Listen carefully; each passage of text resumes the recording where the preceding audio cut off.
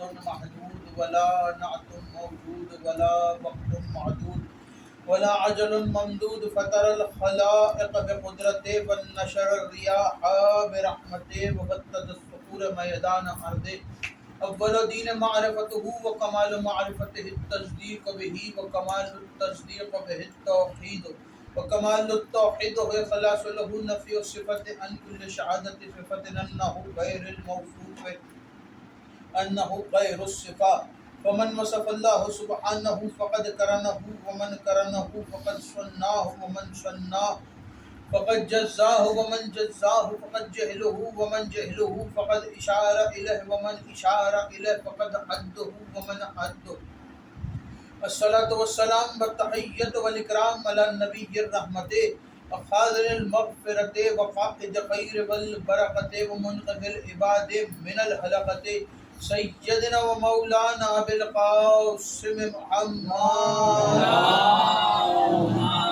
صلی علی محمد وآل محمد وعلى آله الطيبين الطاهرين المعصومين المظلومين ولعنة الله على أعدائهم ومنكر فضائلهم وغاصب حقوقهم أجمعين أما بعد فقد قال تبارك وتعالى في كتابه المجيد وفرقانه الحميد وقوله الحق بسم الله الرحمن الرحيم وقالوا الحمد لله الذي هدانا لهذا وما كنا لنهتدي لولا أن هدانا الله لقد جاءت رسول ربنا بالحق صلوات وأعواز بلند اللهم صل على محمد وآل محمد دعا ہے پروردگار عالم سے کہ آپ حضرات کو اس فرش پہ چلایا میرا عظیم خالق اللہ اپنی بارگاہ میں قبول و منظور فرمائے آپ حضرات کو اس فرش پہ آنے کا بہترین اجر عطا فرمائے کوئی غم نہ دے سوائے غم اہل بیت کی اللہ کو دعاؤں کی ایک دعا میرے اللہ قبر کی پہلی رات کو زیارت امیر نصیب فرما قیامت کا دن ہو شفاعت شبیر نصیب فرما محشر کے روز خاتم قرآن خاتم دامن اہل بیت نصیب فرما ہمارے آخری بارش حضرت حجت کے ظہور میں تعجیل فرما ہمیں امام کے انوار و انصار میں شامل فرما اور ہر عزادار کو مرنے سے پہلے لازمی ایک مرتبہ تمام زیارات مقدسہ کی زیارت نصیب فرما تمام دعاؤں کو قبولیت تک پہنچائے سہارا درود کرے مل کے بلند آواز سے صلوات دلائے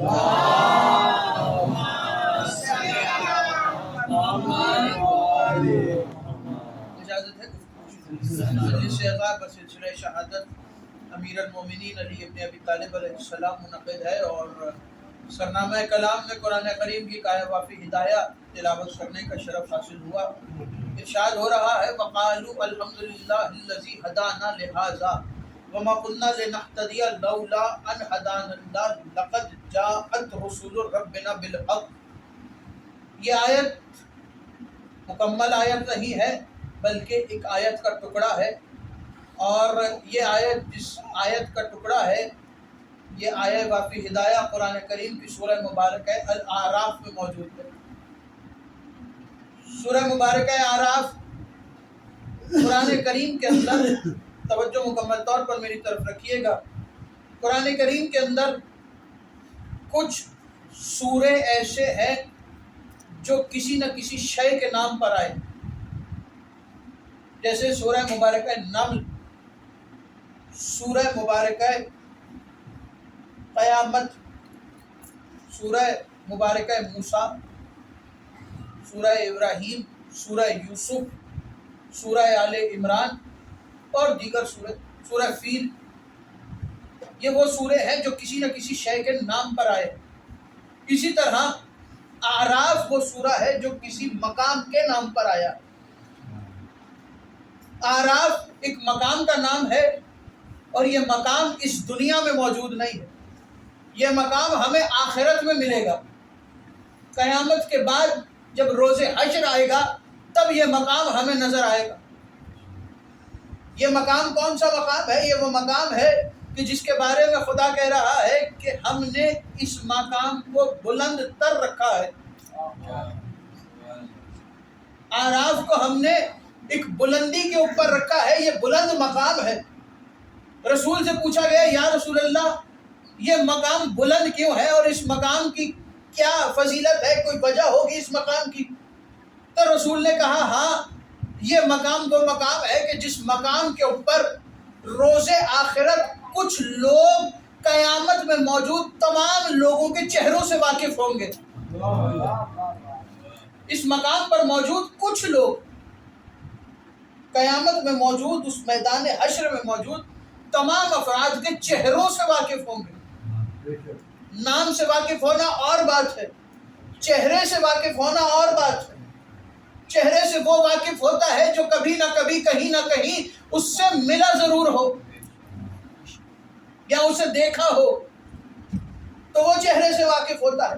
تو کہنے لگے یا رسول اللہ یہ بتائیے کہ وہ ہستیاں کون ہیں کہ جو آراف کے مقام پہ ہوں گی. تو کتب اہل بیت میں جملہ ملا، متواتر کے ساتھ جملہ ملا. رسول نے فرمایا اس مقام پر 3 ہستیاں کھڑی ہوں گی. کو کہا گیا یا رسول اللہ ان ہستیوں کے نام کیا ہے؟ تو رسول نے کہا ان ہستیوں کے نام ہیں علی، حمزہ، جعفر طیار. وہ 3 ہستیاں ہیں، علی، حمزہ اور جعفر طیار. یہ تینوں آراف کے مقام پہ ہوں گے اور یہ تینوں قیامت کے اندر موجود ہر فرد کو اس کے چہرے سے جانتے ہوں گے. تو یہ تو تھا اس سورت کا تعارف، سورہ آراف. اس کو آراف کیوں کہا گیا؟ اب آئیے آیت کے اوپر. ابھی یہاں سے پہلے بھی اسی آیت پہ گفتگو کر رہا ہے. وقالوا الحمدللہ. قالو جمع کا صیغہ ہے اور جہاں بہت سارے لوگ بیٹھے ہوں وہاں سب کی سوچ آپس میں ملتی نہیں ہے، ہر کسی کی سوچ الگ الگ ہوتی ہے. لیکن کائنات میں کچھ ہستیاں ایسی ہیں جن کی سوچ آپس میں ملتی ہے، اور اگر کسی کی سوچ آپس میں ملتی ہو تو اس کے لیے یہ لازم ہے کہ وہ کم سے کم معصوم ہو. تو ترجمہ کیا ہے اس آیت کا؟ الحمدللہ الذی ہدانا لہذا. حمد ہے اس اللہ کی کہ جس نے ہماری ہدایت کی اس کی طرف. توجہ، حمد ہے اس اللہ کی کہ جس نے ہماری ہدایت کی، ہماری رہنمائی کی اس کی طرف. ہدانا لہذا، ہماری ہدایت کی اس کی طرف. وما كنا لنهتدي لولا ان هدانا الله. اور اگر وہ ہماری ہدایت اس کی طرف نہ کرتا تو ہم برباد ہو جاتے، ہم غافل رہ جاتے. توجہ، ہم برباد ہو جاتے. لقد جاءت رسول ربنا بالحق. خدا کی قسم خدا کا رسول حق بن کر آیا ہے. خدا کا رسول حق بن کر آیا ہے اور حق لے کر آیا ہے. یہ حق والا رسول ہے. اب جب تفاسیر اہل بیت کو پلٹا گیا اور دیکھا گیا کہ یہ آیت کس کی طرف اشارہ کر رہی ہے، کیونکہ 17 رمضان کی مجلس میں بھی کہا تھا کہ ہر آیت کسی نہ کسی کے لیے آئی ہوتی ہے، اس آیت کا کوئی نہ کوئی مصداق ہوتا ہے. جیسے طالوت اور جالوت والے واقعے میں ایک آیت آئی اور اس آیت کا مصداق حضرت عباس ہے، اسی طرح اس آیت کا بھی تو کوئی مصداق ہوگا. تو یا رسول اللہ آپ ہی بتائیے اس آیت کا مصداق کیا ہے؟ تفاسیر اہل بیت کے اندر مکمل طور پر یہ بات موجود ہے کہ اس آیت کے نیچے ہر تفسیر کرنے والے نے یہ بات لکھی کہ یہ آیت علی ابن ابی طالب کی شان میں نازل ہوئی. توجہ، یہ آیت امیر المومنین کی شان میں نازل ہوئی. اب کیسے نازل ہوئی؟ یہاں پہ روک کے ایک جملہ کہوں کہ یہ آیت بالکل اسی طرح سے ہے کہ جس طرح سے ہم لوگ کہتے ہیں الحمدللہ الذی جعلنا من المتمسکین بولایت علی ابن ابی طالب. حمد ہے اس اللہ کی کہ جس نے ہمیں متمسک کیا علی ابن ابی طالب کی ولایت. بالکل اسی طرح یہ آیت ہے. حمد ہے اس اللہ کی کہ جس نے ہماری ہدایت کی اس کی طرف. جب تفاسیر سے پوچھا کہ یہ آیت کیوں آئی اور کس وجہ سے آئی تو آواز آئی کہ آیت تو پہلے آ گئی لیکن مصداق کائنات کو بعد میں ملا. قرآن نازل ہونے کے بعد مصداق ملا. کب ملا یہ مصداق؟ اس وقت ملا کہ جب رسول آخری حج سے پلٹ رہے تھے اور درمیان میں قافلے کو روک کے آواز دے کے کہا کہ سلمان جو آگے چلے گئے ہیں انہیں واپس بلاؤ اور جو پیچھے رہ گئے ہیں انہیں ساتھ ملاؤ. سب کو جمع کر کے رسول نے کہا کہ پالانوں کا ممبر بنایا جائے. پالانوں کا ممبر بنا کے رسول کی مشہور و معروف حدیث، رسول نے خدا کے حکم سے پالانوں کے ممبر پہ کھڑے ہو کے کہا کہ سنو جس کا میں مولا ہوں اس کا علی مولا ہے. من کنت مولا ہو فہذا علی المولا. جس کا میں مولا اس کا علی مولا. لیکن اس میں یہ آیت کہاں سے آئی؟ اب توجہ کیجئے گا. یہ جب رسول نے اعلان ولایت امیر المومنین کر دیا تو رسول نے مجمع میں کھڑے ہوئے ہر فرد کو مخاطب ہو کے کہا کہ جاؤ ہم نے علی کو خیمے میں بٹھایا ہے، جاؤ ایک ایک کر کے جاؤ اور علی کو جا کے مبارکباد دو. توجہ، ایک ایک کر کے جاؤ اور جا کے علی کو مبارکباد دو کہ یا علی مبارک ہو، آج سے آپ ہمارے مولا ہیں جیسے رسول ہمارے مولا ہیں. یا علی مبارک ہو. جب رسول نے حکم دیا تو سب سے پہلی ہستی جو مبارک دینے کے لیے چلی وہ دوسرے خلیفہ حضرت عمر ہے. حضرت عمر چلے، جب جانے لگے تو رسول نے پیچھے سے آواز دی، کہا رکو، کہاں جا رہے ہو؟ کہا یا رسول اللہ علی کو مبارکباد دینے جا رہا ہوں. کہا علی کو مبارکباد دینے کیوں جا رہے ہو؟ کہا یا رسول اللہ آپ کا حکم ہے. کہا اے عمر غور سے سنو، جب علی کو مبارکباد دینا تو صرف مبارکباد نہ دینا. یا رسول اللہ پھر کیا کرنا ہے؟ کہا اے عمر غور سے سنو، جب علی کو مبارکباد دو تو ساتھ میں اس آیت کی تلاوت کرو کہ الحمدللہ الذی ہدانا لہذا وما کننا لنہتدی لولا ان ہدانا اللہ. حمد ہے اس اللہ کی جس نے ہماری اس کی طرف ہدایت کی.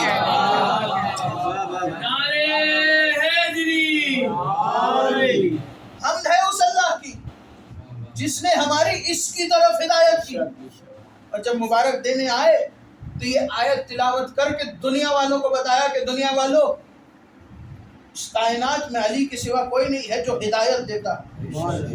علی ہی راہ ہدایت ہے، علی ہی ہدایت کا چراغ ہے.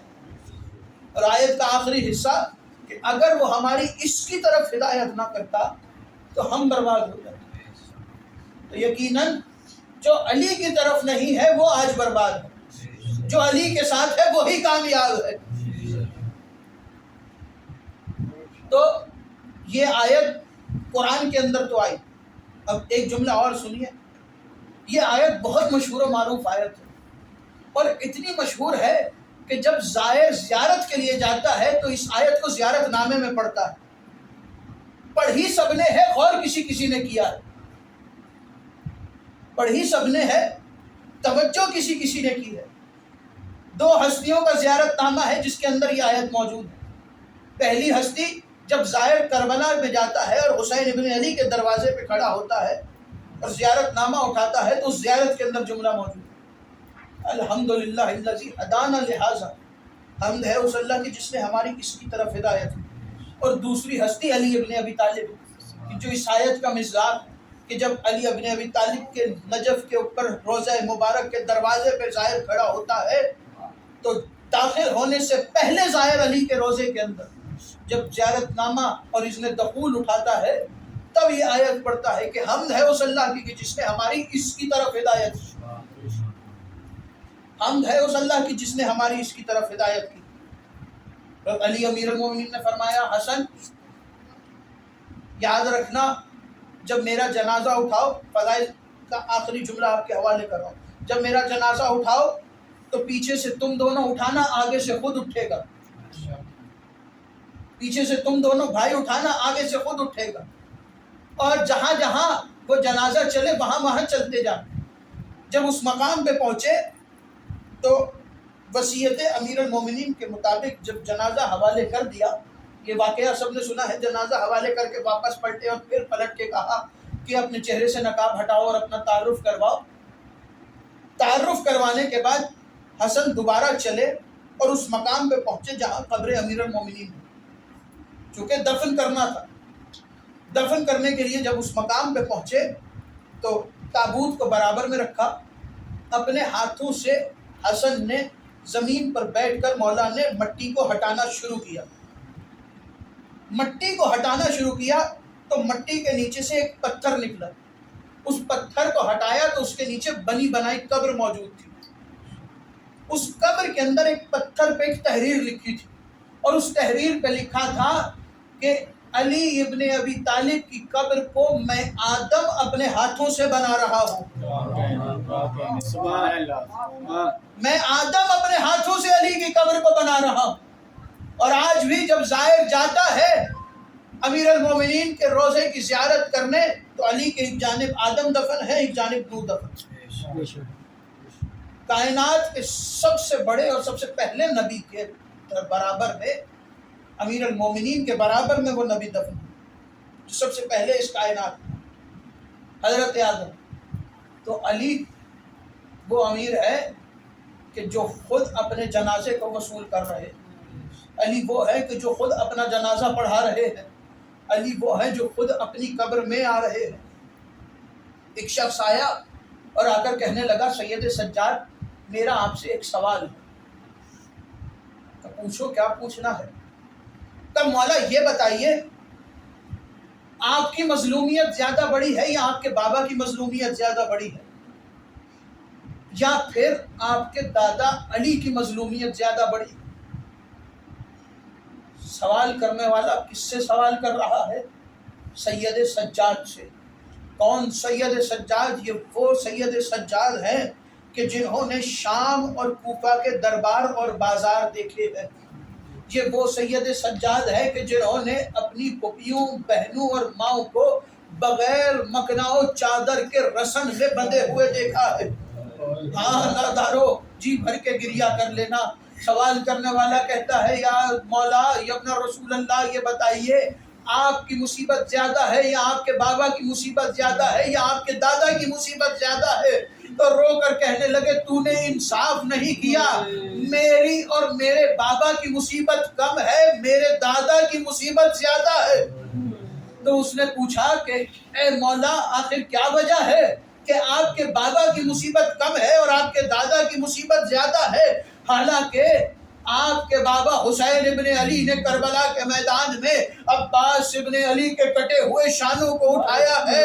اے مولا آپ کے بابا نے کربلا کے میدان میں اکبر کے سینے سے برچھی کا پھل نکالا ہے. اے مولا آپ کے بابا نے قاسم کی لاش کے ٹکڑے اٹھائے ہیں.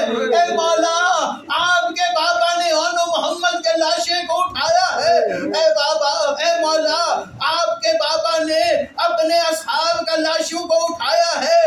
اے مولا آپ کے بابا کو 3 دن کا بھوکا پیاسا مارا گیا. آپ کے بابا کی مصیبت کیسے کم ہو گئی اور آپ کے دادا کی مصیبت کیسے زیادہ ہو گئی؟ روئے سید سجاد اور رو کے کہنے لگے سنو میرے بابا کی مصیبت اس لیے کم ہے کہ میرے بابا کے سامنے ان کی بہنوں کے سر سے چادریں نہیں چھینی گئی، میرے بابا کے سامنے سکینہ کو تماچے نہیں مارے گئے، میرے بابا کے سامنے ان کی بہنوں کو تازیانے نہیں مارے گئے. کہ مولا پھر دادا کی مصیبت کہ میرے دادا کی مصیبت زیادہ ہے، کہ کیسے زیادہ ہے؟ کہ میرا دادا دیکھتا رہا ظالم زہرا کو تماچے، میرے دادا دیکھتے رہے گھر کے دروازے کو آگ لگتی رہی، علی دیکھتے رہے زہرا کی پسلیاں ٹوٹتی رہی، علی دیکھتے رہے محسن کی شہادت ہو گئی، علی دیکھتے رہے زہرا کی چیخیں، زہرا کو تازیانے مارے گئے. ہاں عزادارو یہی وجہ ہے کہ جب ایام فاطمیہ میں مصائب پڑھے جاتے ہیں تو امام حسن کی وہ روایت پڑھی جاتی ہے کہ امام نے عالم دین کے خواب میں آ کے کہا تھا کہ تو میرے سخت مسائل کیوں نہیں پڑھتا؟ تو اس نے کہا تھا مولا میں آپ کے سارے مسائل پڑھتا ہوں. تو مولا نے کہا تھا دنیا والوں کو بتانا کہ میرے سب سے سخت مسائل یہ ہے کہ بیٹا کھڑا دیکھتا رہا ظالم ماں کو تماچے مارتا رہا، بیٹا دیکھتا رہا، جملہ سنو گے، بیٹا دیکھتا رہا باپ کے گلے میں رسی آ گئی.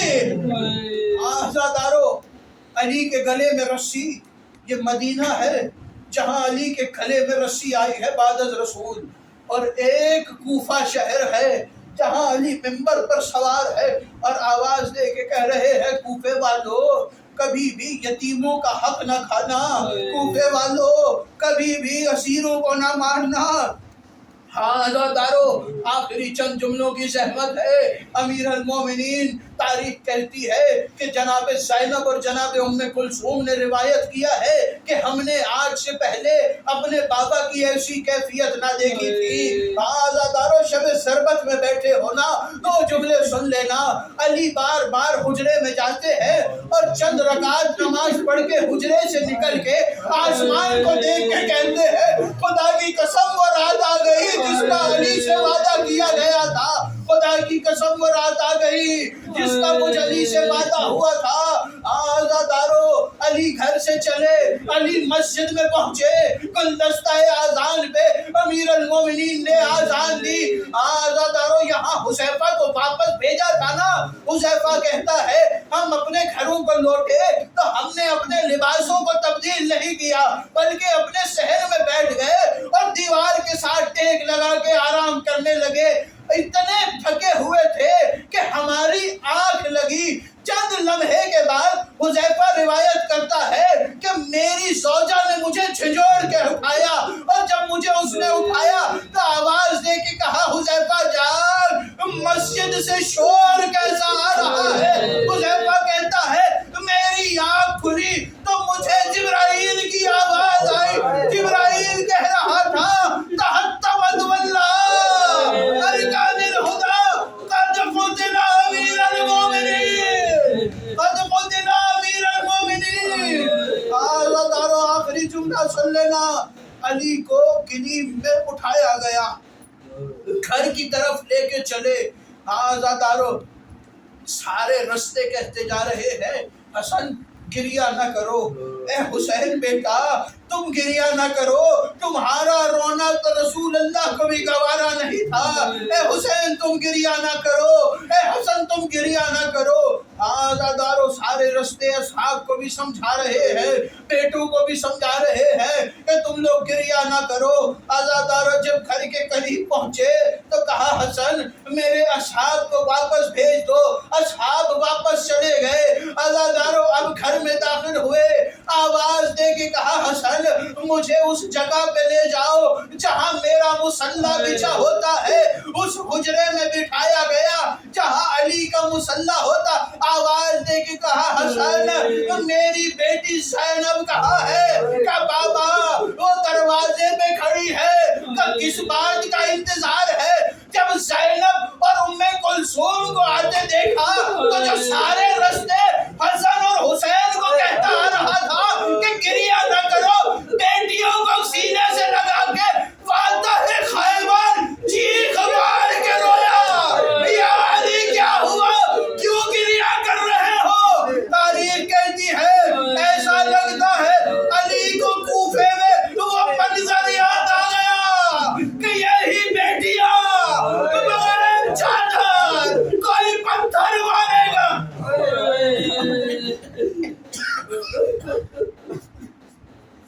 اللہ لعنت اللہ علی قوم الظالمین۔ ماتم امیر